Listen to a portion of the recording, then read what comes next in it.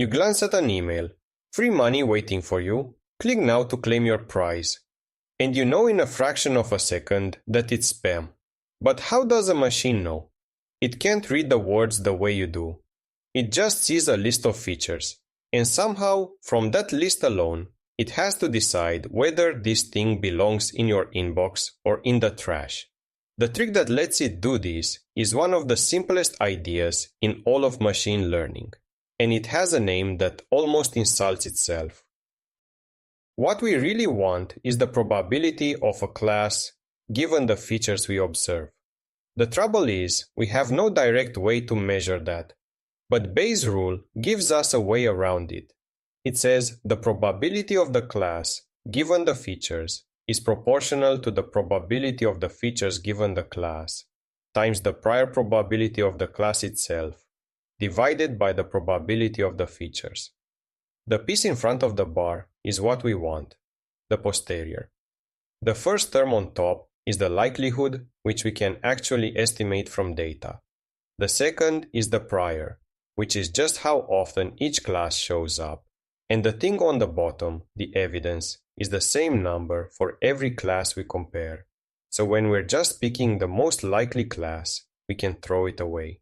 And we're left with this beautiful proportionality. Posterior is proportional to likelihood times prior. Now, here's where things get uncomfortable. The features aren't a single number. They're a whole vector, x1, x2, x3, all the way up to xn, and the likelihood we need is the joint probability of all of them at once given the class. To estimate that directly, we'd need to count how often every possible combination of features appears in every class, and the number of combinations grows exponentially. With just 20 binary features, that's already over 1 million combinations per class. We'd never have enough data.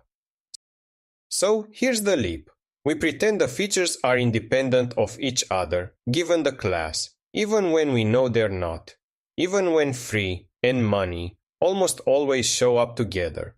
We just close our eyes and assume that, conditional on the class, every feature is on its own. And the moment you make that assumption, the joint likelihood collapses into a simple product. P of x1 through xn given the class becomes the product over I of P of x given the class.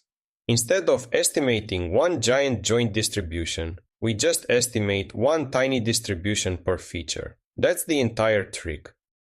Plug that back into Bayes' rule and you get the full classifier. The predicted class is the one that maximizes the prior times the product of per feature likelihoods. And you can actually compute it by hand. Suppose an email contains just 2 words, free and deal. For the spam class, you take the prior, multiply by the probability of seeing free in spam, and the probability of seeing deal in spam. For ham, you do the same with the ham probabilities. You compare the 2 scores, and whichever is bigger wins. That's it. That's the whole algorithm. And here's the part that always surprises people. The independence assumption is almost always wrong.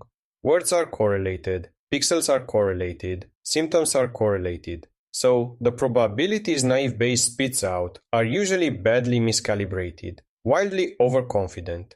But here's the thing, we're not asking it for a calibrated number. We're asking it which class wins. And it turns out, even when the absolute probabilities are wrong, the ranking is often right. The wrong class still ends up below the right one. So this almost embarrassingly simple model, built on an assumption that we know is false, ends up classifying spam, sentiment, and documents shockingly well. And that's basically it. If you found this helpful, hit that like button, subscribe for more, and drop a comment if you have any questions. See you in the next one. Bye bye.